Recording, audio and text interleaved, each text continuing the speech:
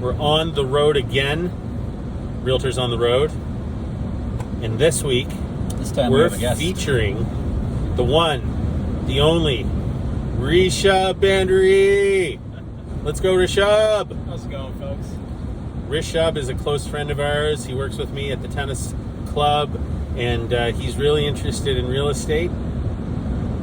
He's heard the stories that we've told about investing and renting and building net worth that way, and he's going to enter into our instant landlord plan. Matt, what's the instant landlord plan? Instant landlord takes a person from not being a landlord, turns them into a landlord instantly. So, like, essentially, they just show up for the instant landlord plan. We give them some keys put and the some, hat on. Here you go. Here's some response. Here's some keys and here's some people. Go deal with it. But inside of that, obviously, I think that most people would be aware there's a fair number of steps involved from going from the idea to the day that you actually have the keys in your hands. So that's what we're taking Rich through. Yeah, so essentially, like, one of the first steps is just to understand that, you know, one of the probably the most prevalent way that people can achieve a net worth over $1 million is through real estate investing. I think the stat is that over 50% of net worth millionaires have gotten that way through rental properties. All right. There are other ways to get, to $1 million net worth. Obviously, you can make a lot of money and save it. All right. But not everybody has a huge salary. And that was the advice that I got when I was younger. I was making maybe $18 an hour, maybe $36,000, $40,000 a year. And I had a mentor who was high net worth. He just said, like, look, the only way you're going to get there is if you start buying these rental properties. And I'm glad that I listened to him back in the day. So, Matt and I are trying to take that same sort of logic, that knowledge that we've learned, and work it through and teach the next generation. That makes us old, eh? We got young guys like Rish in the back of the car, and we're talking about teaching the next generation. We're not part of his generation anymore. We are not part of his generation. I guess the white in the beards. Yeah, mine's in my hair. Is there any white in your beard yet, Rish? Well, I feel like I look older than the both of y'all because of my lack of hair up above. That's true. Male pattern baldness is a thing. Right. Hits at any age. How old are you, Rish? 27. Okay, cool. Tell us a little bit, like, how did you get to know us? Why are you sitting in this car right now? Well, I'm honestly in the market right now to purchase my first investment property. I don't own currently. I currently rent. I happen to know Ted through one of my favorite hobbies, tennis. So Ted and I play an awful lot of tennis together. We do some tennis work as well. I do work for Ted at his tennis facility. Got to know lovely Matt through Ted, and I think the rest is history. I just heard Ted and Matt day in and day out talk about realty and their endeavors, and I think that kind of got me a little intrigued about what it takes to be a realtor, or let's say an an investor in the space. And I think this is the quickest way to, let's say, financial freedom, or I would say the quickest way. I reckon it's the more stable way to get financially free with changing markets and the recession, so on and so forth. Well, I would tend to agree with you there, Rish. Like, the stock market goes up, the stock market goes down. Everyone needs a place to live, right? And traditionally, real estate has grown in value.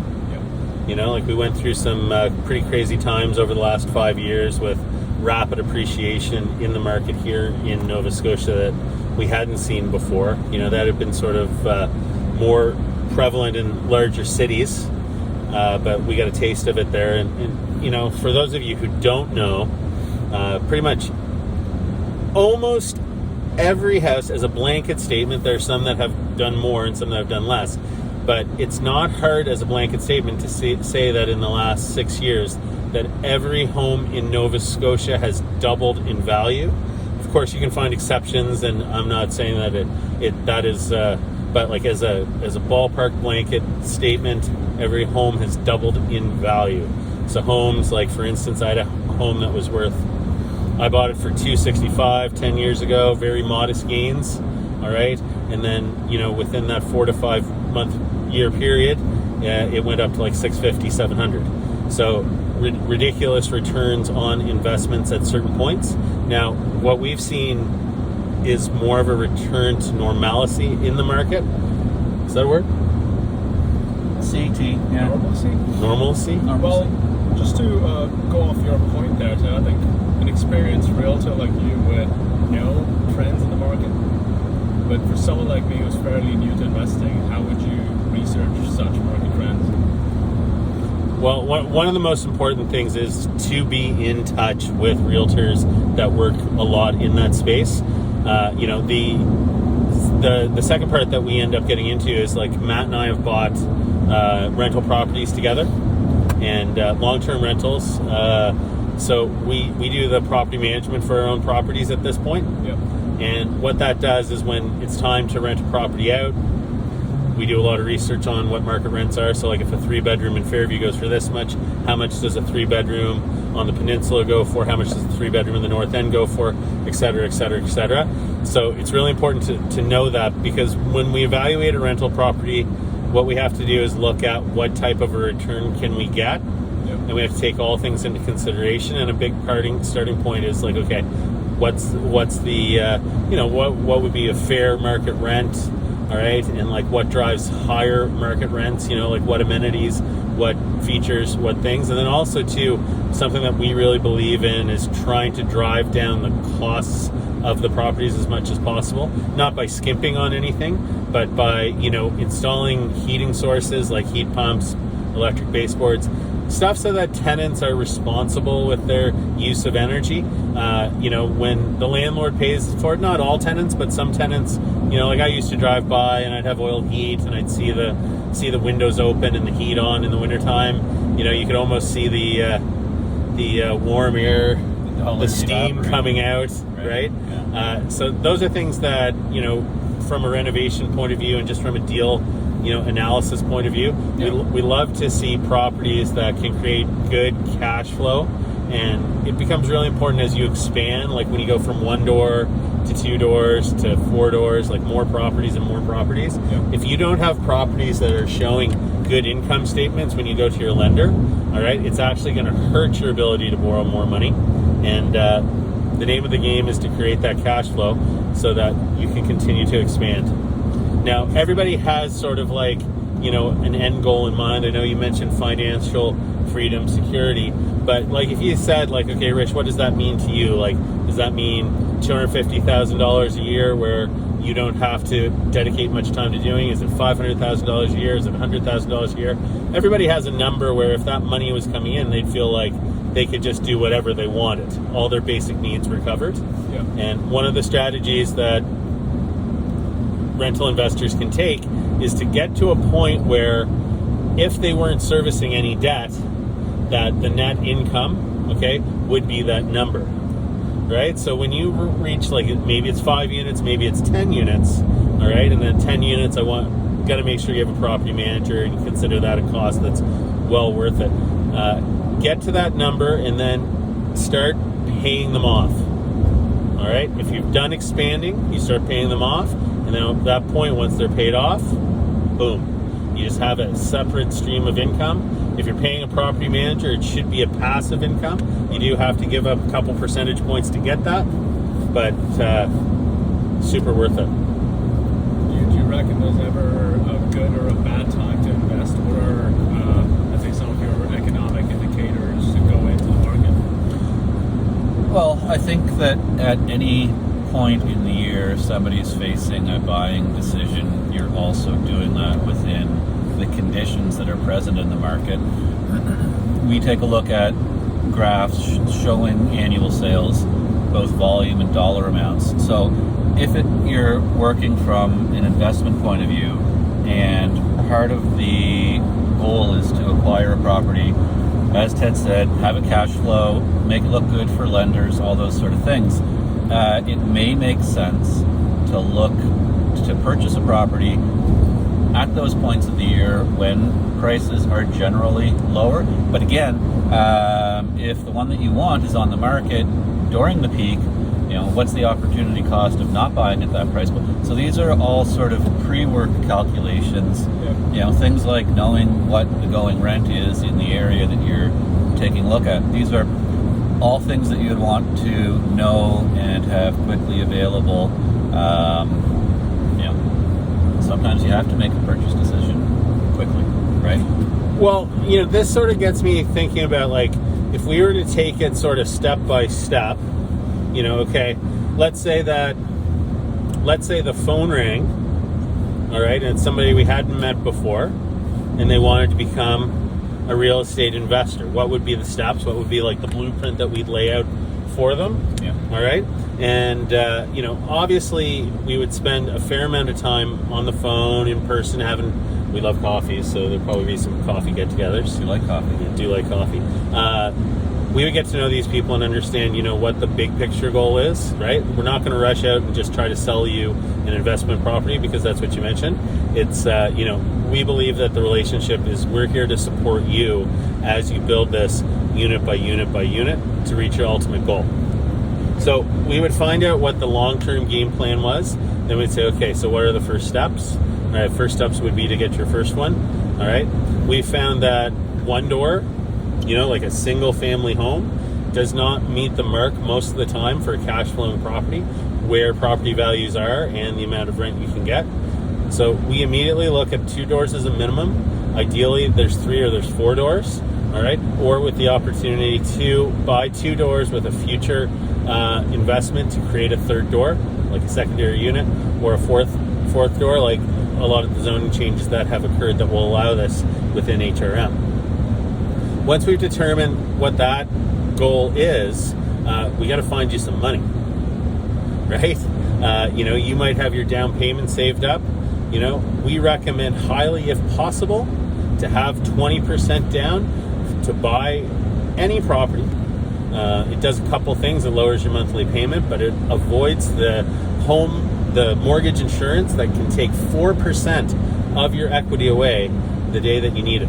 So if you imagine going in at 5% and they're going to charge you 4% the day that you purchase, almost all of your down payment's gone. Now, that opportunity to own a rental might be worth that 4% in the higher payment per month if it's cash flowing well. So there are circumstances where, like, if it's not going to happen, if you don't have the ability to save up that down payment or to have it gifted to you from a family member, and it would be better to get into the market. Like right now is a good time. It's a little slow in the summer, right? There's less people out there fighting for homes. The interest rate got cut. There's a couple more cuts forecast coming up, which will give more people buying power. So there are opportunities right now. Once we've determined that route, your down payment, is it 5, is it 10, is it 20, then what we have to do is we got to hook you up with a good lender. So Rich, I think that we've actually taken that first step, right? Yep. We went for a pre-approval for you, right? And you got hooked up with one of our mortgage brokers, and they took a look at your file and they gave you some good news that you would be able to buy a property. We won't get into the exact details of approval amounts and stuff like that, but that step's been taken. So once we say that, then the next step is, okay, when are we going to time it? Now, some advice I gave, and Matt started hitting on this as well, is, okay, what times of the year are less people shopping to buy properties? All right? What do you think? Rich, you're a newbie, but why don't you answer that? When do you think would be the time of year when the least amount of transactions happen, all right, and prices tend to skew lower? Well, I'm just going off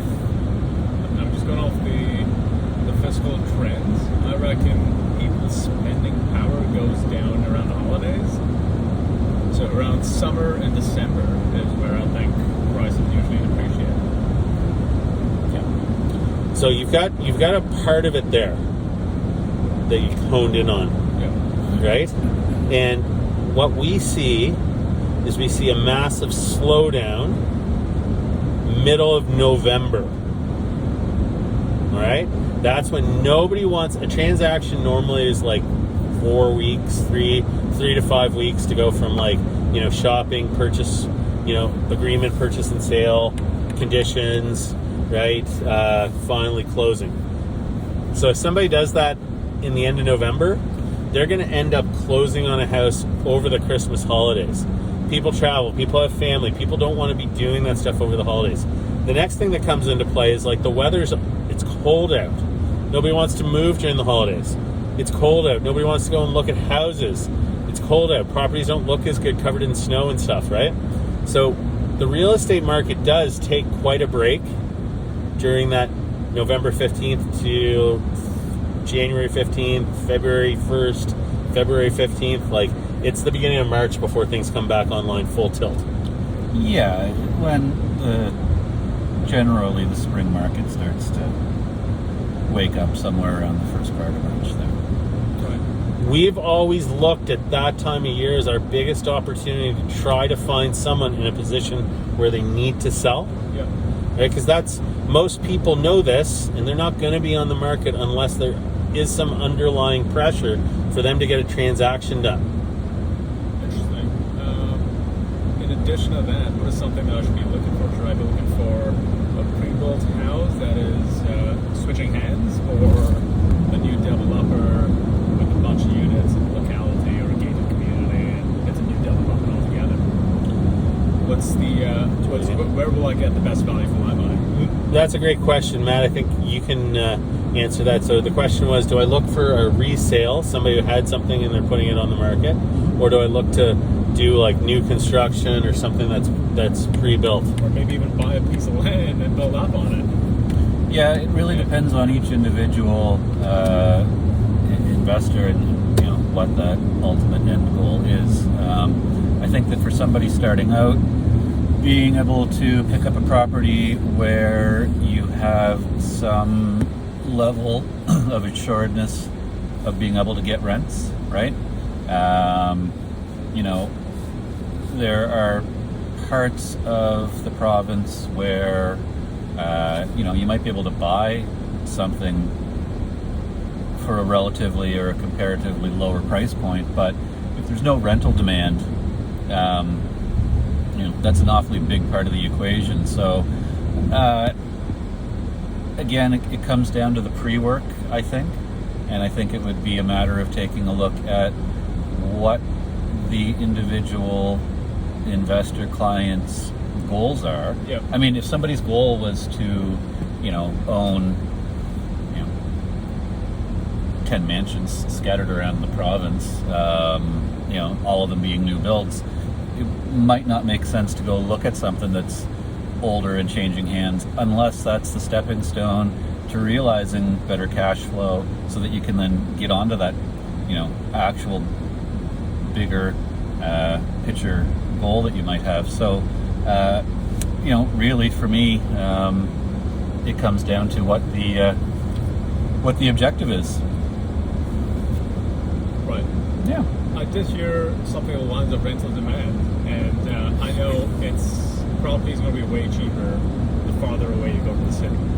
That being said, what's the farthest out of the city would you help me invest in a housing for me to have that assured rental income? I mean, it's pretty obvious that we want to look at something around universities, hospitals, offices, so on and so forth, but in terms of a radius away from the heart of HRM, what would you draw for me? Well, I mean, that's good because, the things that we have to consider there is, sort of the budget. Like you hit on, it's like, okay, if you only had like $400K, but you wanted to get into the rental game, all right, and we want you to have 2 doors, that's going to be hard to do within HRM, right?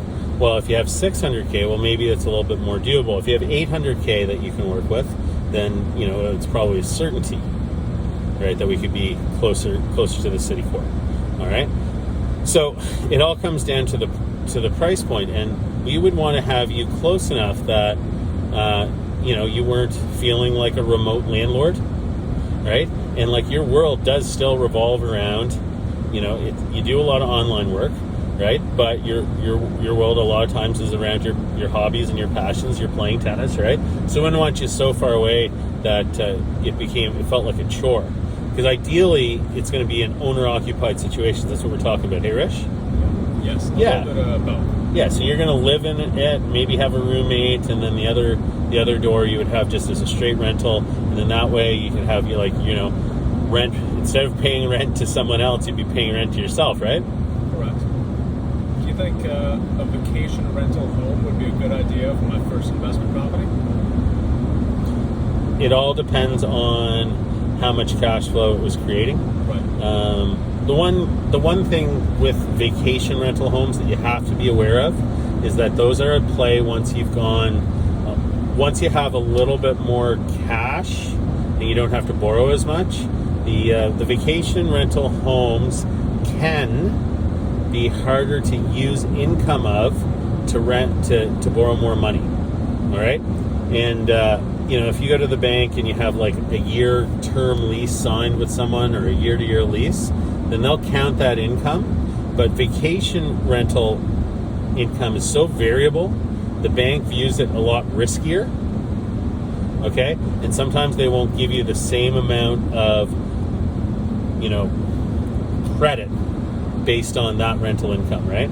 So it can be lucrative, all right, but it also comes with it's a little tougher to maneuver. I think that the first goal for you in particular, and I would say for most people, is to stop paying the landlord and start being the landlord. Right. Like take care of your personal needs first, right? And then once your personal needs are there, okay, you either have a stream of longer term rentals, all right, there, and then let's say one of them is kicking off really well. You create some cash flow from all of them, and you've got enough cash flow, that you can put money into a shorter term rental thing. Then you go for it. Now, in terms of the shorter term rental things, we're going to be trying out. Matt and I have plans to try out some short term rental projects in the very near future, and you're going to be around for some more of these car drives, I think, Rish, and you'll be able to follow that journey as well and see if that is something that you want to jump into. But again, I only like to give advice on stuff that I've done. Yeah. Right? So I'm not going to say do it or not do it, but I will speak with conviction after I have data from activities that I've actually performed myself. I just feel like, okay, look, this is what I did, this is how it worked. If you want to follow this and do this, then go for it. And that's why I can speak of like the longer term rental things. I mean, Matt and I, we were pretty excited recently. We did a project about 2.5 years ago where we bought a house, and we bought it for $700,000. We did about $250,000 worth of work on it, so that got us up to like $950K, and then it just appraised recently for $1.35 million. So we added in 2 years, we were able to get $400,000 worth of value added to it. Yeah. Based on the renovation, based on buying it at the right time. And this was right? The triplex? This is a triplex that we own on Ashburn Avenue. That's right. You came by for a business meet. Yeah, so that one just got reappraised, and hope that those funds are going to help us do this little short-term rental play that we'll probably have a full episode of Realtors on the Road about that in the future. We'll probably have a couple. Yeah, there will be a few. There'll be a lot of drives to the location and keeping people up to date so that they can start booking their nights. Here we go again.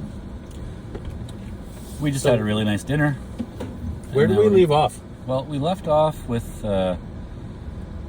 working our way through a first-time buyer in the instant landlord program. Yeah, so we're back at it. We're pre-approved.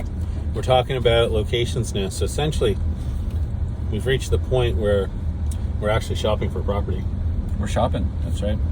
So one of the first steps would be to set up all the perimeters around what would be ideal. I mean, ideally, if we could get Rish into 2 units, one where he could have a roommate or not, depending on how quickly he wants to improve the cash flow. Yeah. I mean, if he could be in a spot with 2 roommates and have each of them paying $1,000 a month for a room all included, and then have the other side rented out for like $2,800, he could have $4,800 a month top line.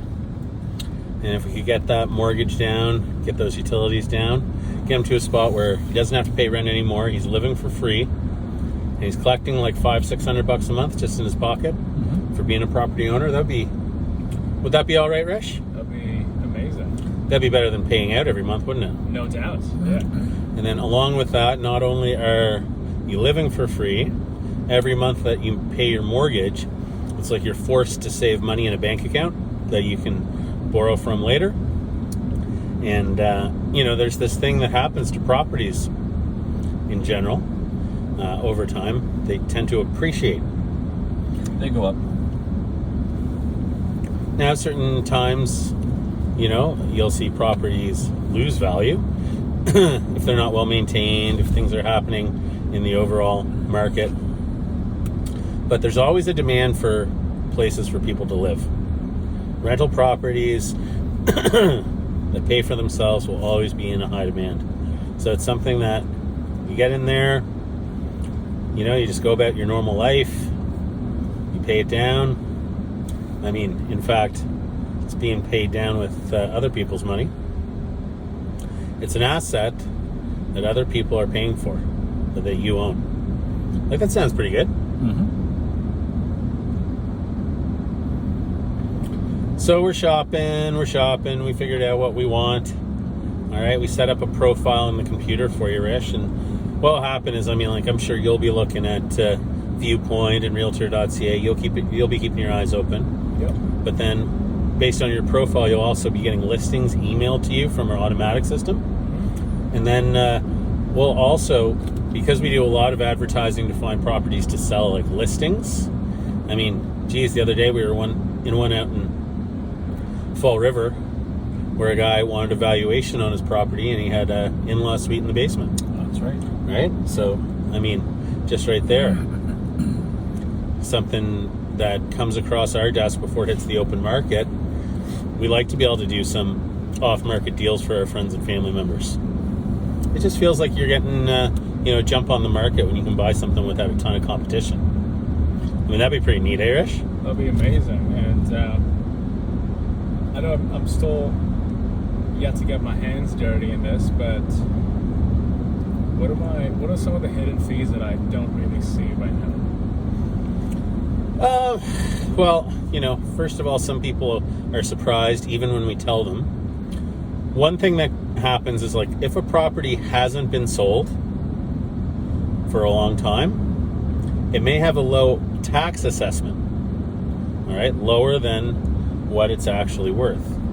Normally, when a property sells, there's a reassessment, and then that brings the tax back into reality. So sometimes we might sell a house for $500, but it was assessed at $200. So before, they thought their property tax was going to be like $180 a month. Then all of a sudden it jumps to like $250 or $300 a month, and then they're surprised. It's like, what was this whole tax bill? We said, but remember, Rish, we told you this is the current property tax, but then after the property closes, there will be a readjustment within the next. Usually it's a year-ish. Yeah, sometime during that first year. So that's something that you have to be aware of, and we always make sure we tell our clients, but you just have to be prepared. What about fees when I am prepared to rent out the place? So I would say that, this reminds me of something we just did. A friend of mine reached out from high school, and she wanted a little help leasing out her apartment, and I figured I'd give her a hand. And I just pretty much did it at a cost. I didn't charge her for my time. I just wanted to lend a helping hand. And we ended up being a total cost to rent that unit out of $270. So we decided to pay a professional photographer to take photos of the condo that was for rent to make it look nicer. We always believe that people will pay more if something looks better. Increases the perceived value of what they're getting. And, we ended up getting her a nice rental number that she's very happy with. And we got it rented quite fast. So there's $150 for the photos. Then something that we've learned is that, as much as some people just go by their gut instinct and try to run their own sort of due diligence, we are starting to use a third-party application for screening tenants. It's a lovely little product called Single Key. And once you narrow it down to a couple good candidates that you do feel good about, you still want to know if there's anything like in their background, like criminal history, credit score, payment problems, like if they've missed a bunch of payments, stuff that indicates that they might be a risky tenant, and we avoid those.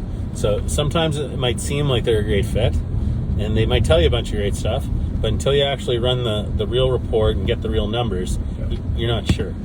Now, that being said, you've got to always budget and plan that even like the best tenant that seems great and that tests out, things can change in people's lives, right? And it's just one of those risks. Like, over the last 10 or 12 years of being a landlord, there have been lots of times where there were events that were like, oh my gosh, this person stopped paying. Oh my gosh, this person messed up the house. Oh my gosh. But then at the end of the day, there are these extra costs. You pay them, you move along, and it sort of blends into the background. When in 10 years you can look at your net worth and see that you're up $300,000. The $10,000 you had to pay to repaint or to re-drywall where somebody busted up your spot. As long as you can sort of take out the emotional response to somebody hurting your property, and then understand that, okay, yeah, it's going to cost some money, it's going to suck, but this is all part of the game. Where some landlords fail is that they take that, attack on their property as a personal attack, and then they just get so stressed and overwhelmed that they can't deal with it. Now, there have been lots of times through my real estate investing that I have felt, stressed, overwhelmed about it. But then I just keep on reminding myself, oh yeah, this is part of it, part of the game. My dad likes to say it's sort of like snakes and ladders, chutes and ladders. Sometimes you slide down a little bit, then you move up a bit. As long as that line, that net worth line, is continually moving up and forward, then you take the good with the bad. Sounds good. So I guess next, it's like once we've started shopping, and it's like, oh man, look, here's a couple properties that fit the bill perfectly. That's when the visits, the showing, and the investigating, trying to figure out, okay, is this a good deal?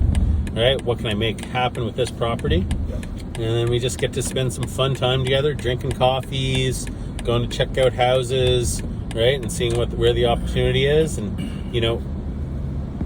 from doing this so many times for other clients, we do take a lot of pride in seeing, like, we call them sort of like arbitrage opportunities, like maybe seeing, where there's potential value that can be added that other people might not see. Right. Brings me back to one of our favorite projects that we did. We took a set of semi-detached houses and added a 2-bedroom basement suite that took 2 doors to 3 doors and created a massive return for the new property owners. So after they built that 2-bedroom unit, they got up to like almost $7,200 a month in rental income, and their mortgage was down around $3,900. Any renovation that we do, anytime we can suggest it, if you can get the utilities into the tenant's name, that helps your cash flow so much. And that's exactly what they did. So, you're looking at property tax, you're looking at water, you're looking at insurance, and then obviously your mortgage, and then, maintenance, whatever maintenance things that you have come up. Yep. But, I got to figure that they're cash flowing $2,100 a month off that one property. And like that, how many of those $2,100 a month cash flows do you need, right, before you're quite comfortable? Right. Like $2,100 a month, that would make a difference in your life, wouldn't it? No doubt. Yeah. What would that pay? That would pay your car, that would pay your rent, that would pay your groceries. That's my next property. Jeez. Or, it goes into the down payment fund for the next one, right? Yeah. I like that thinking. Kind of a broad question here, and I think this is honestly the last of my many questions here. Rank these locations based on, potential scope for growth and property value. Halifax, Sackville,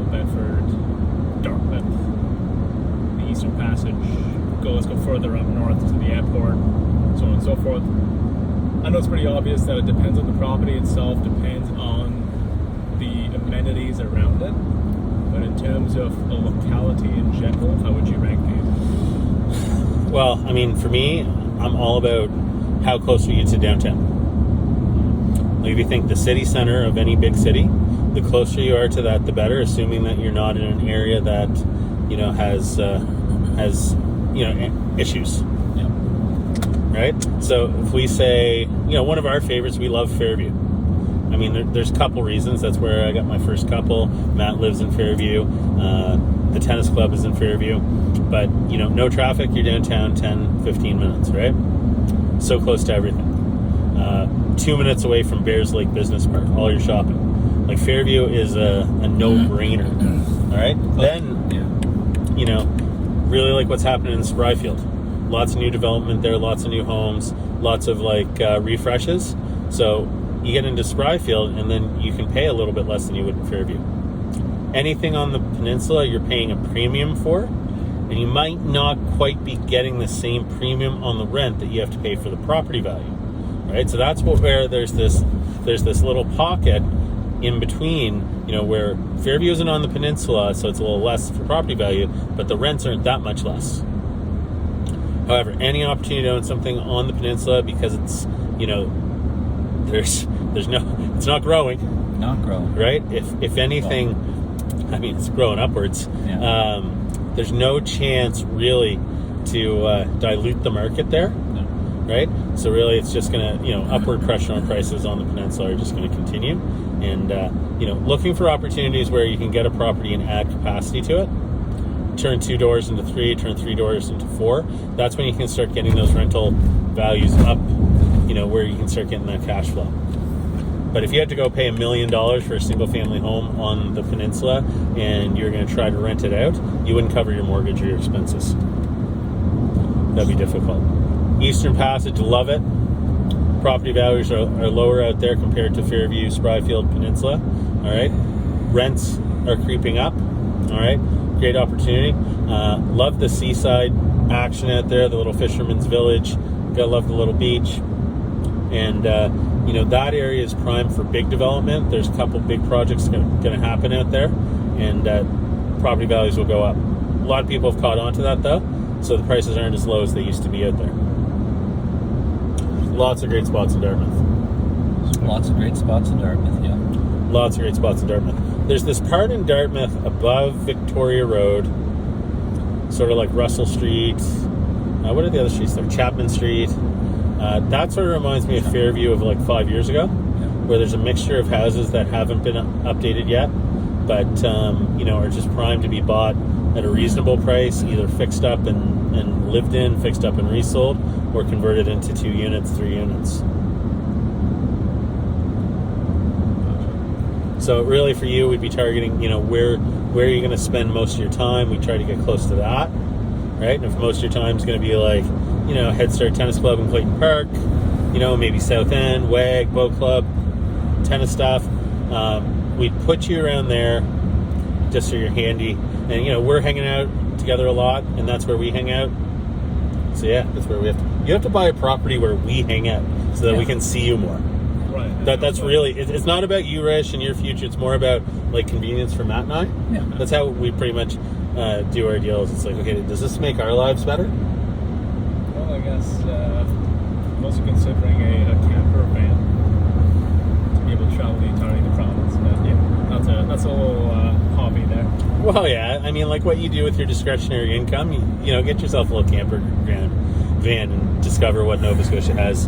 You can go and tent out at all our different listings all over the province. Yeah. Stay before you pay. Stay before you pay. Oh, that plan. So anyways, now we're shopping. We're in houses, okay? We found one we want. And now it's time to put an offer in for you, Rish. Yep.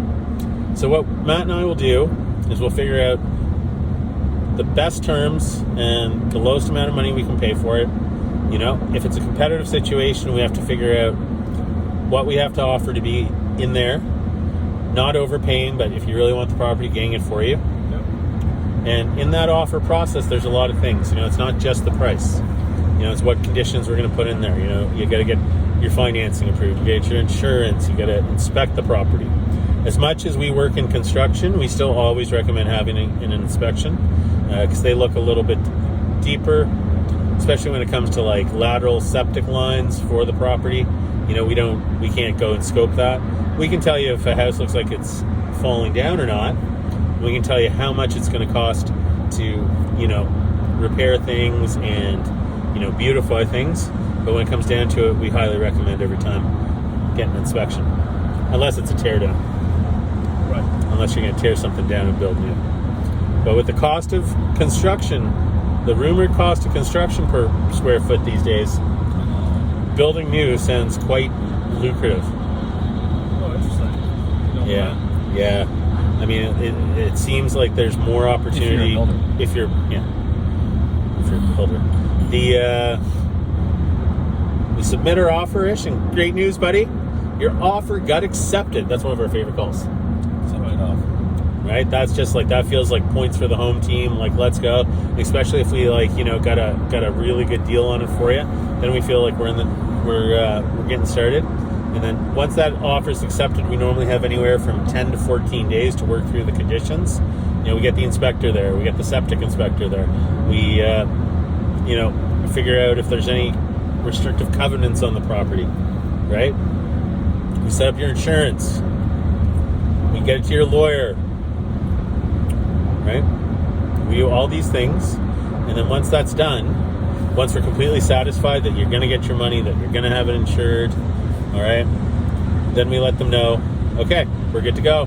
Our client is satisfied. He wants to proceed with this, Yep. right? And then it reaches a state that's called firm, Yep. which means this house is sold. If anyone backs out now, we're going to court. Right. Typically, that's like 100% locked in. Sometimes deals fall apart after they're firm, Yep. right? You would probably, 99 out of 100 times, you're going to lose your deposit if you back out afterwards, right? No matter what the reason. And sometimes there's additional remedies that a seller might seek. Like if they weren't able to sell it for the same amount of money again, they might try to seek that difference from you, from the amount they finally get to what you had agreed to pay for it.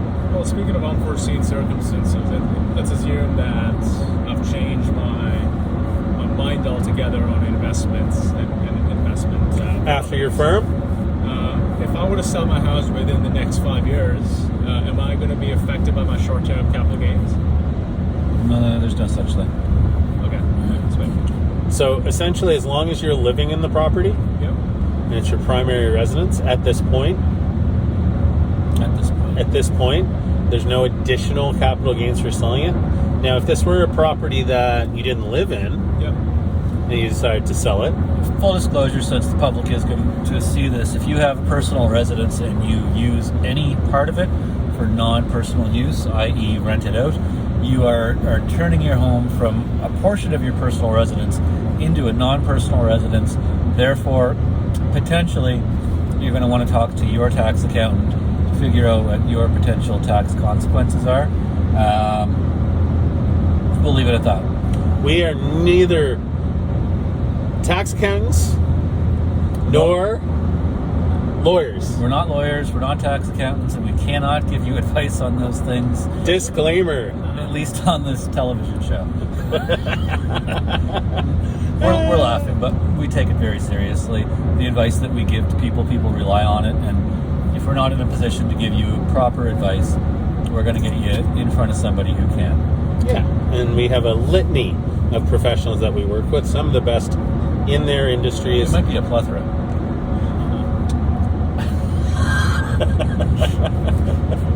All right, let's have a vote on that. Is it a plethora or a litany? Comment litany for litany, comment plethora for plethora. Yeah, exactly. All right, so we're firm. Rich didn't back out. He decided to, have strong hands, and now we get to the exciting closing day. So we hand over the keys. If there were existing tenants there, leases would be assigned. Now you're a landlord. Scary. Yeah. And, there's a lot of work that goes into it besides just collecting checks and building net worth, right? Treat your tenants well. If they're good tenants, try to keep them there as long as you can. And, it's just understand that when the deal is done and the deal is closed, we don't disappear. We're not like magic fairy dust that just floats away on the wind. We're still there, taking your call, trying to give you advice, referring you professionals, helping you along with this. It's a long-term commitment we have to all of our clients to provide as much support as we can throughout any real estate or anything that they're trying to do, renovation, real estate, whatever. You need some help. You need some tennis lessons, we'll help you out. Yeah, sure. You need your lawn mowed, we'll send some guys. We'll send guys. We'll shovel you out. We might actually just mow your lawn when you don't expect it. Yeah. So anyways, guys, thanks again for spending some time with us in the car. Really exciting day. Had an open house. Had 2 people come through. 2 potential new clients. Got to know them really well, so we're going to be doing some work with them in the future, and negotiated a fairly lucrative offer on a high-end property, and fingers crossed it comes together for our sellers. So, cheers to seeing you in the future.